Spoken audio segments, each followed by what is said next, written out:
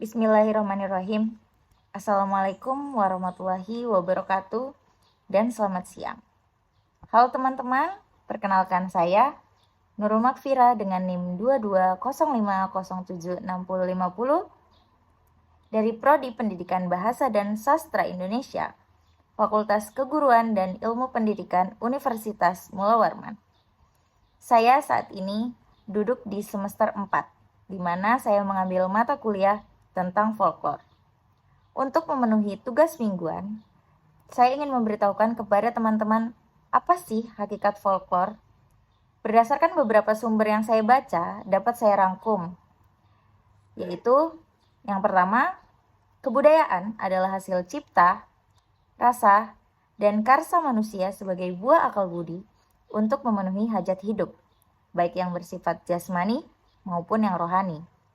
Kemudian yang kedua, kebudayaan adalah keseluruhan aktivitas manusia, termasuk pengetahuan, kepercayaan, seni, moral, hukum, adat istiadat, dan kebiasaan-kebiasaan lain. Kemudian, seseorang itu disebut berbudaya apabila perilakunya dituntun oleh akal budinya, sehingga mendatangkan kebahagiaan bagi diri dan lingkungannya, serta tidak bertentangan dengan kehendak Tuhan.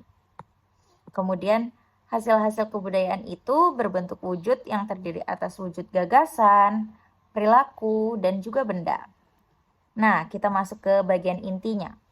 Folklore adalah sebagian kebudayaan suatu kolektif yang tersebar dan diwariskan secara turun-temurun di antara kolektif macam apa saja, secara tradisional dalam versi yang berbeda, baik bentuk lisan maupun contoh yang disertai dengan gerak isyarat atau alat pembantu pengingat.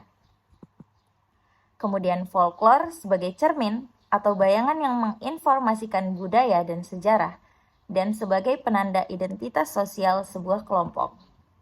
Folklore menginformasikan kondisi atau keadaan dan nilai-nilai budaya sebuah kelompok masyarakat masa lalu. Folklore sebagai disiplin ilmu yang mandiri dapat dikaji atau sebagai objek kajian berbagai disiplin ilmu, diantaranya ilmu sastra dan ilmu budaya. Ahli folklore humanistis yang berlatar belakang bahasa dan sastra tentunya akan memilih objek penelitiannya kepada folklore lisan. Sedangkan ahli folklore antropologis yang berlatar belakang ilmu akan memilih budaya objek penelitiannya bukan hanya kepada unsur-unsur kebudayaan yang bersifat lisan saja, tetapi juga pada pola perilaku manusia. Folklore sebagai sebuah disiplin ilmu tidak bisa lepas dari prinsip-prinsip hidup dan kehidupan sekelompok orang. Folklore seperti seni pada umumnya tidak sekedar memiliki keindahan, tetapi juga mempunyai pesan-pesan yang ingin disampaikan dari pencipta kepada seorang pendengar atau pemiliknya. Folklore adalah hasil penciptaan yang sangat alami, tetapi meskipun alami, proses penciptaannya bukan semaunya atau asal-asalan, karena telah diatur oleh kaidah-kaidah atau aturan-aturan yang hanya dipahami oleh para ahlinya. Folklore adalah induknya sastra, karena sastra lahir dari folklore. Nah, kali ini saya juga akan membahas tentang perbedaan folklore dengan karya sastra.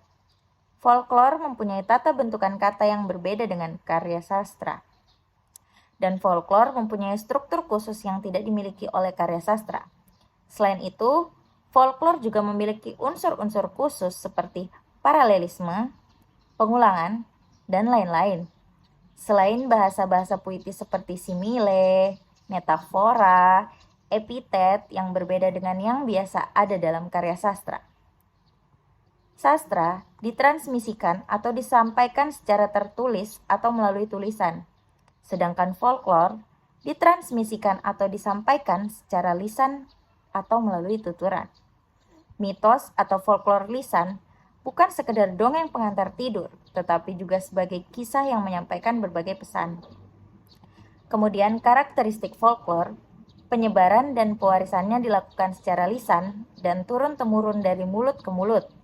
Kemudian bersifat tradisional, ada dalam versi yang berbeda-beda atau terdiri atas berbagai varian, bersifat anonim, memiliki bentuk berumus atau berpola yang tetap, bersifat pralogis atau irasional, dan bersifat polos dan lugu. Nah, kemudian ada beberapa pembagian folklore. Sehubungan dengan folklore menyangkut semua kehidupan manusia yang diciptakan oleh sekelompok masyarakat. Maka, folklore itu terdiri atas beberapa bagian. Hal tersebut disebabkan oleh kebudayaan manusia dalam sebuah kelompok masyarakat yang beragam pula. Berdasarkan hal itu, folklore dari segi tipenya dapat digolongkan pada 3 kelompok besar, yakni yang pertama folklore lisan, yang kedua sebagian lisan, dan yang ketiga adalah bukan lisan. Nah, folklore lisan itu terdiri atas yang pertama bahasa rakyat, yang kedua ungkapan tradisional, yang ketiga pertanyaan tradisional, yang keempat cerita prosa rakyat, yang kelima nyanyian rakyat. Selanjutnya, cerita prosa rakyat itu dibagi menjadi 3 lagi, yaitu mitos, legenda, dan dongeng. Itu berdasarkan pendapat dari Bu Grunwald dalam Danan Jajah 2007 halaman 21-50. Oke, sekian dari saya. Kurang dan lebihnya mohon dimaafkan. Assalamualaikum warahmatullahi wabarakatuh dan sampai jumpa minggu depan.